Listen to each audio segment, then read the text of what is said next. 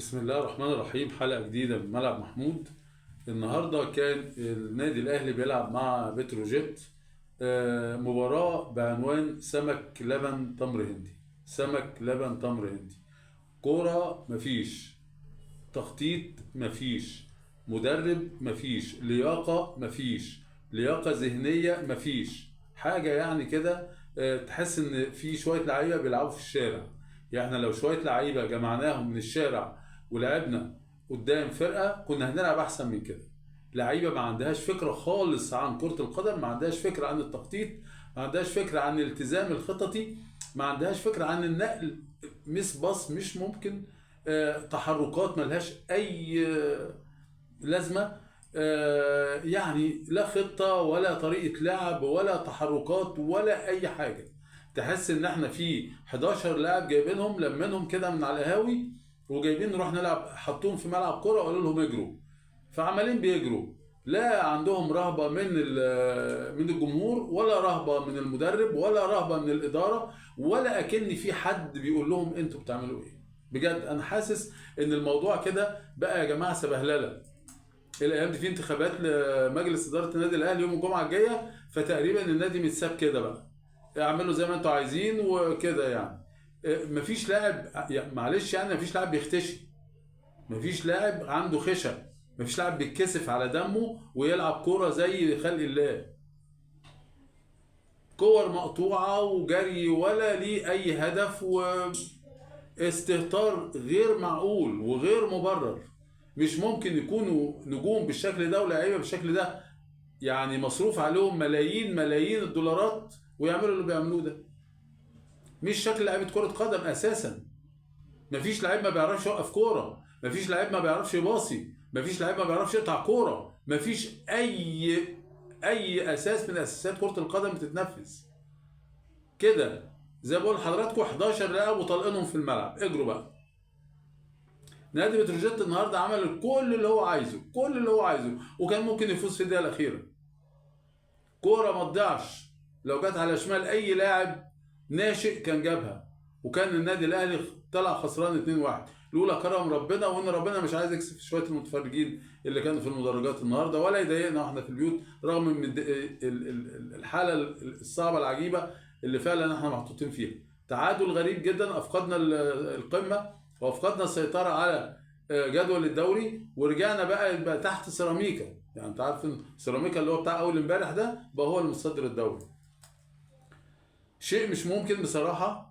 يعني انا شايف الاداره فيها وليد صلاح الدين، في كابتن الخطيب رئيس النادي، مدرب دنماركي كبير. طب انتوا عايزين ايه يا لعيبه؟ انتوا عايزين مين؟ انا حاسس ان ساعه ال 11 لاعب بعد اول شوط عايزين نغير ال 11 لاعب. يعني الموضوع مش تغير لاعب او اتنين ولا ثلاثه، لا ده انت عايز تغير ال 11 بما فيهم محمد الشناوي اللي واقف مش عارف يعني مزاجه عالي قوي كده وحاسس بنفسه وعمال يتمطع كده وواقف، ودخل فيه جون غريب جدا وعمال انت في ايه يا عم شناوي؟ ده انت ما فيش خالص خالص. الكرة الوحيدة اللي جات لك دخلت جول. لا عارف تمسك كرة ولا عارف تشوف الكرة، ولا انت كنت طالع من المرمى بتعمل ايه؟ ما يا تمسك يا تشتت، انت كنت طالع تعمل ايه اساسا؟ شيء بصراحة غريب جدا جدا. محمد هاني في ناحية اليمين دايما ما فيش قدامه الا اللاعب الخصم عشان يشوط في الكرة عشان تترد تاني جوه الملعب. كل كرة يشوطها في الجناح الشمال بتاعهم عشان تترد في الملعب. هذه شغل محمد هاني طول المباراة. وطبعا اللعيبه اللي قدام اخر استهتار واخر هيصه، وبالهبل هجمات بتضيع وما فيش اي. بن شرقي عمال بيتمخطر كده وحاسس ان هو راجل ساحر بقى وحريف كوره. طب وبعدين يعني هنكسب ايه من حرفنتك؟ يعني لو ما كناش هنكسب.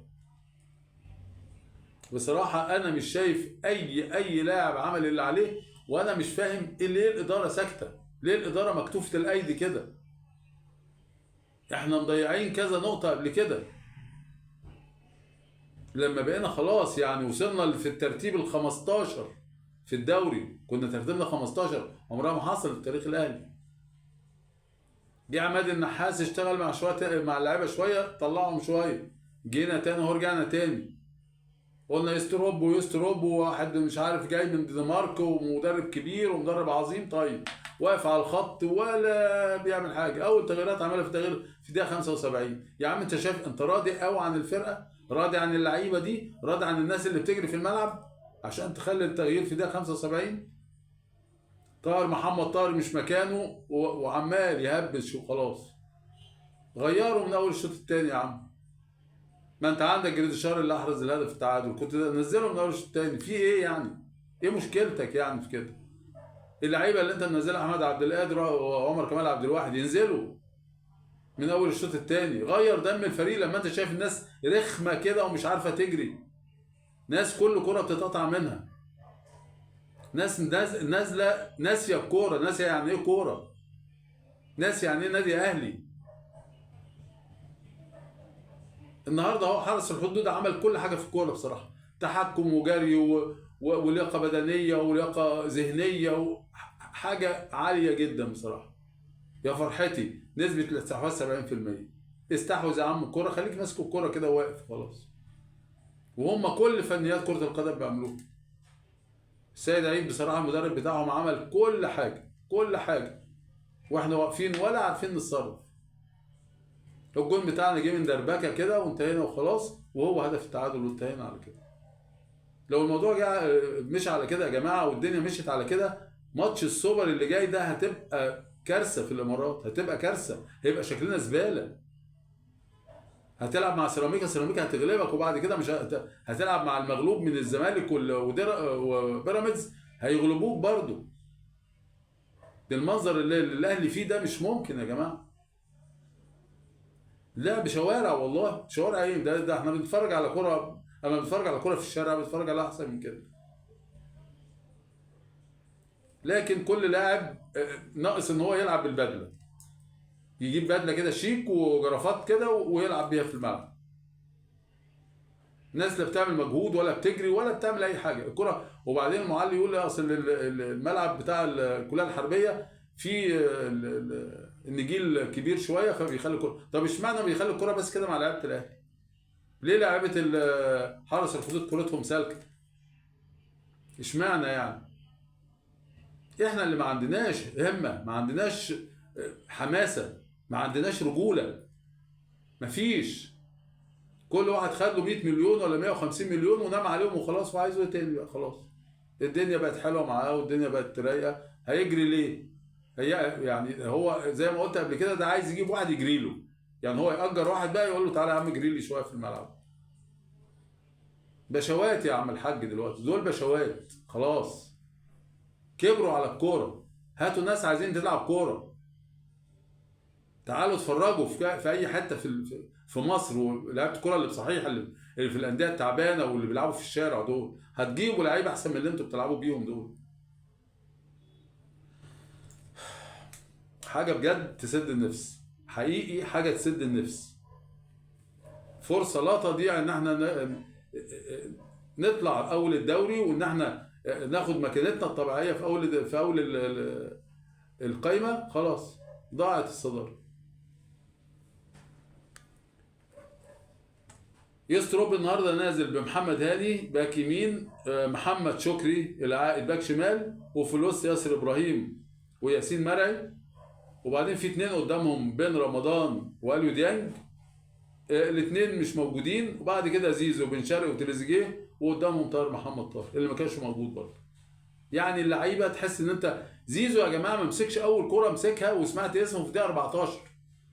يعني الكوره ما اتحركتش في نص ملعب بتروجيت الا بعد ربع ساعه او تلت ساعه عشان يبقى في كوره اتنقلت في ملعب بتروجيت. زيزو اول كوره يمسكها في الدقيقه 14، يعني مفيش حاجه، مفيش ضغط خالص، ما عندناش ضغط لعيبه، مفيش.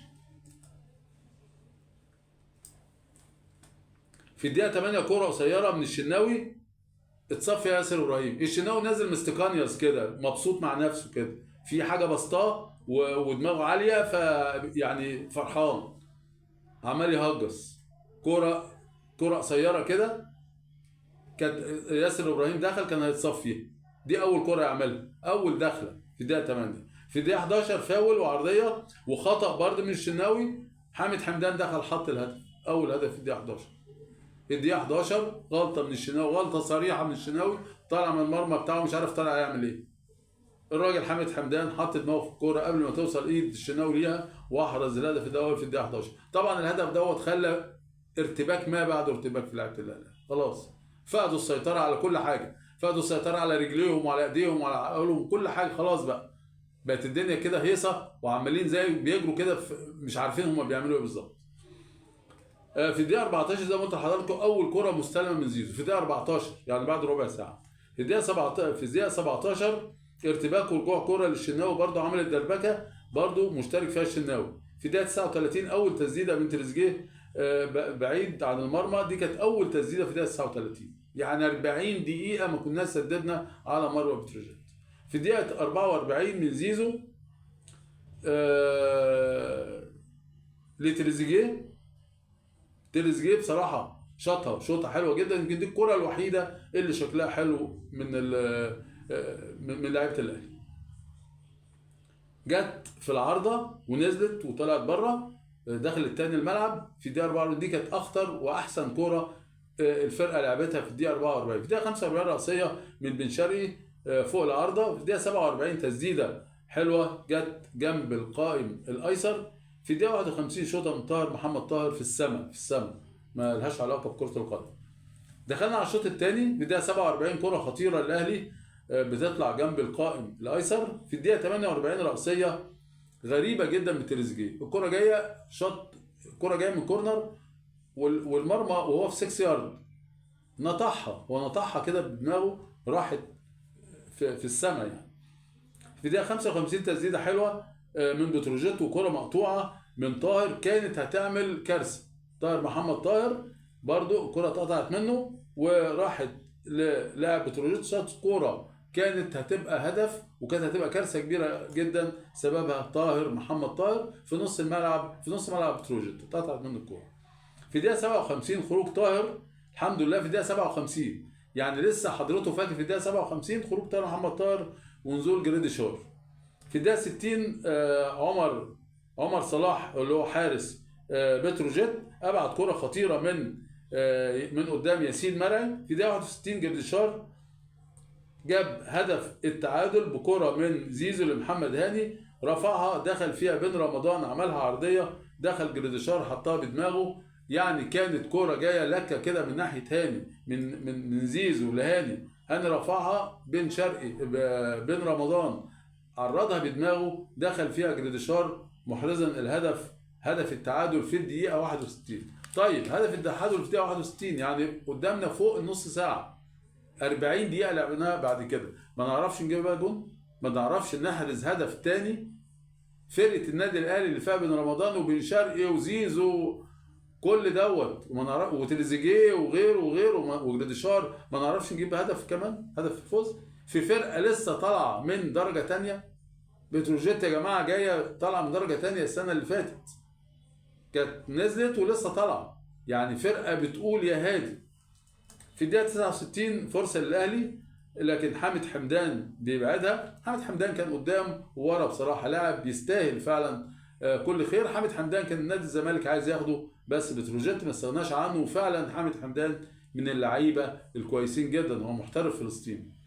في الدقيقه 70 شوطه وبلوك دفاع من مدافعي بتروجيت، كذا شوطه يقف قدامها لعيبه بتروجيت وبيطلعوها. في الدقيقه 73 فرصه كبيره جدا للاهلي وراسيه عمر صلاح بيبعدها برضو من قدام ياسين مرعي، دي تاني كره يبعدها عمر صلاح حارس بتروجيت المتالق من قدام ياسين مرعي. في الدقيقه 74 احمد عبد القادر. في الدقيقه 74 تخيلوا يا جماعه، في الدقيقه 74 غير احمد عبد القادر ومحمد مجدي قفشه بدل اشرف بن شرقي وتريزيجيه.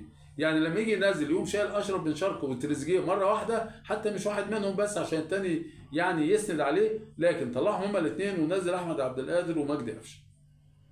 في الدقيقه 79 فرصه ضيعه من محمد هاني. في الدقيقه 85 عمر كمال عبد الواحد نزل بدل شكري، يعني بدل محمد شكري. في الدقيقه 85 عمر كمال عبد الواحد اللي جايب هدف في المباراه الافريقيه اللي فاتت، يعني المفروض كان اشركه من اول المباراه. محمد شكري لسه عايد من الاصابه ولسه برده ما خدش مكانه، كان اشرك محمد كان اشرك عمر كمال من الاول، لكن برضه اشركه في دقيقه 85، يعني خلاص قرب نهايه المباراه في دقيقه 88.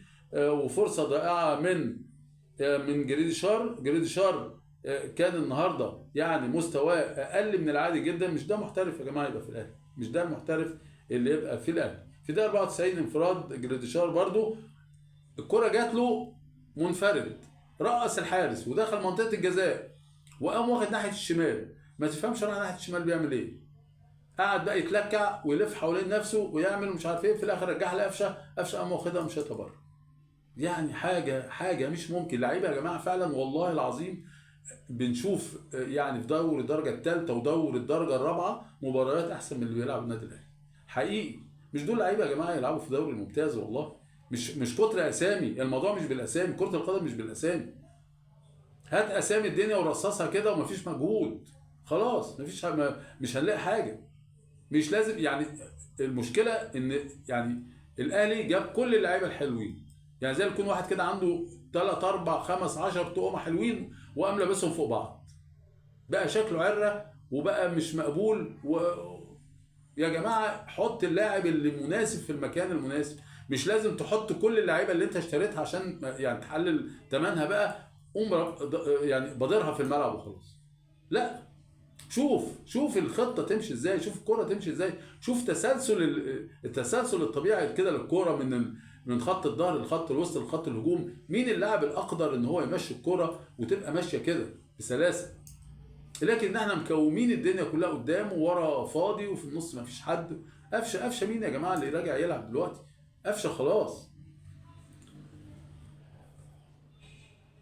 في دقيقة 94 برضه انفراد جديشار زي ما قلت لحضرتك، وقف واحتار كده وراحت. في دقيقة 96 هجمة مرتدة من ديبيتيه، عبد الله ديبيتيه، كان هيخلص المباراة وكان هيخلص الدنيا في دقيقة 96، وكان النادي الأهلي كان زي ما قلت لحضرتك كده يطلع مهزوم 2-1. لولا ستر ربنا الراجل جت على شماله وهو مش اشول قام شايطها في ولا عرض. لولا كده كانت دخلت وكانت هتبقى فضيحة بجلاجل وكانت هتبقى ليلة ملهاش حل يعني. طبعا لسه قدام مباراة المصري وبعد كده هنروح كاس السوبر المحلي اللي شكلها هيبقى شكلنا وحش جدا جدا فيها، لان بالشكل ده وبالمنظر ده وبالعد التنازلي وبالشكل التنازلي اللي احنا فيه ده مش هنوصل لاي حاجه. والجايات شكلها هيبقى اسوأ كمان طول ما في اداره مش موجوده وجهاز فني شخصيته ضعيفه ولاعيبه بتفرض ارادتها على النادي وبيدلعوا ومفيش حد بيقول لهم انتوا بتعملوا ايه وما بيكسفوش وما بيخافوش وما بيختشوش. يبقى خلاص الدنيا هتفضل كده الى ان ربنا يعدلها من عنده. شكرا والسلام عليكم ورحمه الله وبركاته.